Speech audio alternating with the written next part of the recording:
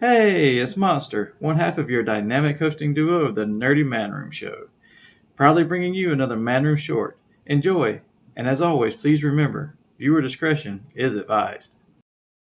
So let's expand on what you're talking about a little bit because I think that leads us into, you know, based on what we've seen from the sequels, and we weren't all very invested in them, but now we're saying what we want to see, what we would have liked to have seen out of some of the stuff, but we got some of that with Luke and the Mandalorian. That final Oh scene of the God, last season, Oh, that's the Luke Skywalker we wanted, right? amazing. So and Yes, there's yes. money in a spinoff of that right there. yeah, and Give me the cat that plays Winter Soldier in that role. You know what? Disney Plus could go up to $25 a month, and I would pay for it. I but mean, that's kind of how but we say the sequels didn't really do it for us, but now we've got all these current movies and the TV shows that Disney Plus is doing to fill in some of these gap areas. And even stuff like Rogue One, even though it was done under the movie banner, Disney banners, it filled in a plot gap. And even though we know these characters are going to die, they ain't nobody making it out of this. I was invested in them and I wanted to see their story. I think all the stuff that they're doing outside of the main trilogies has been much better than what they did with the last set of trilogies myself. And I think that's kind of, Yeah. that was one of the things we were talking the other John day. Favreau for that. I mean, he is a fanboy like us.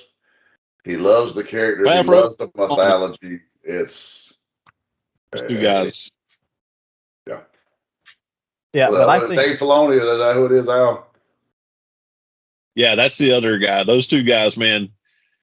Anytime you see them talking about Star Wars, you can see the love, or you can hear the love they have for the franchise. And I think if Kathleen Kennedy will ignore them for a couple of years, they'll fix a lot of this shit. They just keep her away from everything else, and they'll fix a lot of this for us. They get her hands out of the kitchen pretty much. there's a lot of. Oh, go ahead. I've heard back and forth.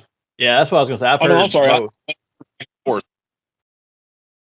Yeah, I'm not sure, but I would say that that was one of the things we were talking about today is how do the current movies and shows fit in, and I think they fill in all the gaps that you're looking for and take you to the place you want to be with Star Wars. Because how much of that they've made so far on Disney Plus have you not wanted to sit down and watch? They've done a far better job satisfying the fans, but at the same time establishing new characters.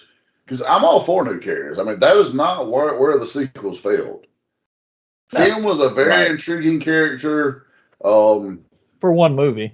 Yeah, Ray herself to begin with was a very intriguing character.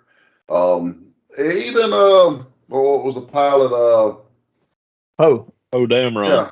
Yeah. I mean, I was like, really interested in all these people, and then I kind of wouldn't have minded the backstory on the old chap that died in the opening scene. That you got the vibe, was a previous Jedi Master or something along the lines of tied to the Jedi. But then after that, it was like the character development just stopped. Where the series, you're taking interest in like Bill Burr showing up, as a former Imperial or Rebel troop or wherever he was, to help out and just random characters, and like they made an entire new villain with the Grand Moff that showed up in this season that was just great.